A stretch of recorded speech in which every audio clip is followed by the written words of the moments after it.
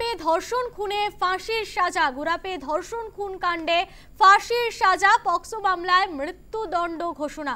POCSO মামলায় মৃত্যুদণ্ডের ঘোষণা। প্রতিবেশী নাবালিকাকে ধর্ষণ ও খুনের ঘটনা, সেই ঘটনাতে এবার ফাঁসির সাজা।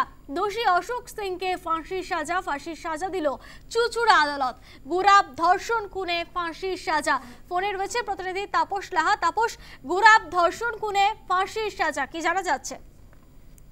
দেখো, এই যে আজকে 55 দিনের মাথায় যে ফাঁসির সাজা দিল, তাতে কিন্তু এটা আইন প্রক্রিয়াতে কিন্তু দ্রুততম বলেই দাবি করা হচ্ছে। আজ থেকে প্রায় 55 দিন আগে হুগলির গুরাপে এক নাবালিকাকে খুন এবং ধর্ষণের ঘটনায় অভিযুক্ত হয়েছিল অশোক সিং, এবং সেই সময় যেটা অভিযোগ যে বাড়ির সামনে নাবালিকা খেলাধুলা করছিল, ঠিক বাবা গেছিল তার জন্য মাংস কিনতে গেছিল, এবং ঠিক যখন ফেরে তখন মেয়েকে দেখতে পায় না বাড়িতে, এবং তারপর দেখে সেই প্রতিবেশীর বাড়িতে দেখে খুঁজে পাওয়া যায় রক্তাক্ত অবস্থায়, এবং তারপরেই সেটা অভিযোগ উঠছিল তাকে খুন এবং ধর্ষণ করা হয়েছে। এবং তারই পরিপ্রেক্ষিতে পুলিশ 13 দিনের মাথায় এই ঘটনায় চার্জশিট দিয়েছিল, এবং সেই প্রক্রিয়া কিন্তু চলছিল। গত 2-3 দিন আগেই তাকে এই অভিযুক্ত অশোক সিংকে দোষী সাব্যস্ত করেছিল আদালত, যার আজকে রায় দিয়েছে ফাঁসির রায় দিয়েছে।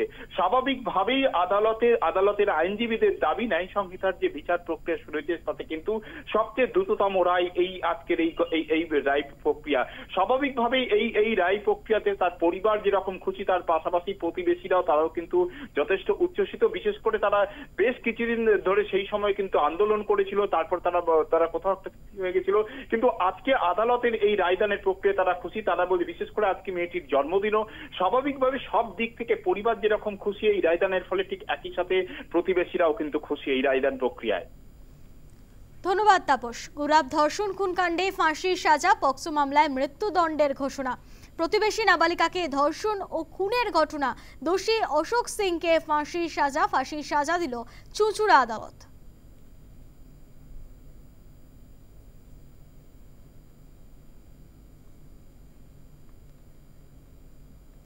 গুরাপ ধর্ষণ খুন কাণ্ডে ফাঁসির সাজা, পক্সো মামলায় মৃত্যুদণ্ডের ঘোষণা।